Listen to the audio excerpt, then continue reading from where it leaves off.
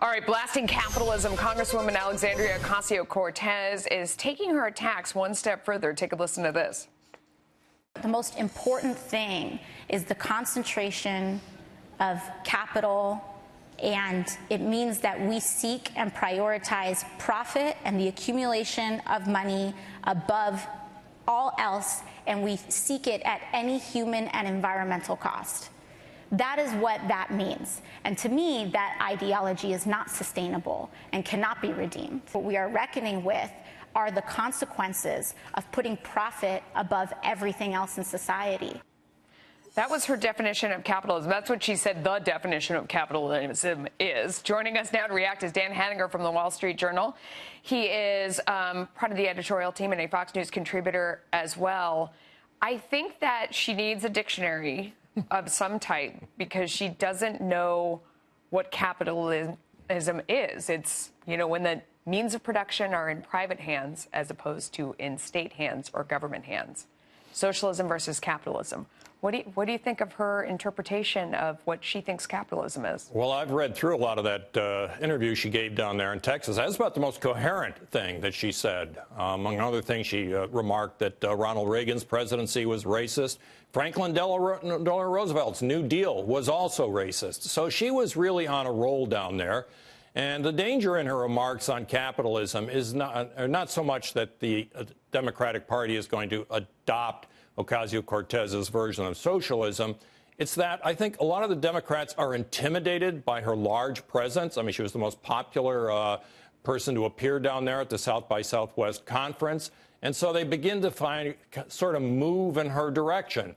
And while I don't think we'll get anyone like that running for the presidency, this will be sorted out in the Democratic primaries. The real danger, Melissa, is what would the next Democratic president do? Yeah. And I think that in many ways you could regard her as kind of a stalking horse for someone like Elizabeth Warren, who has this Accountable Capitalism Act, which would charter some large corporations, require them to have a federal charter, or to elect 40% of their board, open those elections to workers.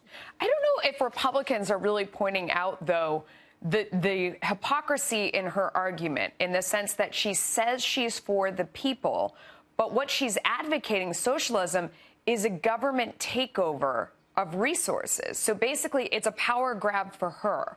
She wants her and her fellow politicians to be in charge of industry and doling out money and goods and services and health care and food to the rest of the country. It's a power grab on her part.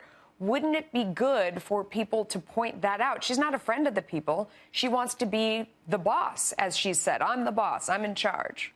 Yeah, well, that's I think the benign version of that was the Democratic Party and presidency that we just had for 8 years. I'm not going to equate Barack Obama's presidency with Ocasio-Cortez, but in terms of its intentions, the administrative state, the enormous amount of regulations it imposed on the private sector, the idea, of course, was that the private sector, capitalism, has to be managed by people who are smarter than the people running these companies. And that was what the Obama presidency did. And I think Ocasio-Cortez, the risk here is she's moving the Democratic Party even further in that direction, so that the administrative state under, say, a President Warren or President Harris would even be bigger than it was under Barack Obama, which had a suppressive effect on the private economy.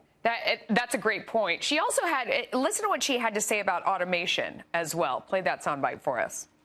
We should not feel nervous about, the toll booth collector not having to collect tolls anymore. We should be excited by that. We live in a society where if you don't have a job, you are left to die. So she said she's saying we should be excited about automation because you have more time to do other things. You can be creative. You can be entrepreneurial. You can, and that part's true. And then the conclusion she comes to is the reason why everybody's afraid is because if you don't have a job, you're just left to die. I'm like, where is she living? I mean, if only that were the case. But it's not. We're propping up everybody everywhere already. Well, that's what I meant about the incoherent parts of her talk. I mean, that is just basically double talk. No one is left to die. And she somehow has in mind that everybody in the future is not going to have to work. They're going to be able to sit home painting pictures or playing video games. Presumably, this would be with a guaranteed income of some sort. But the real serious question there, Melissa, Will this sell? I mean, this is something a lot of Democrats think they're going to have to talk about in the Democratic primaries because they believe the people listening to her want to vote for something like that. But the big question among serious Democrats, is there any chance that those sorts of ideas could fly in a general election? Well, we will see. Dan Henniger, thank you so much.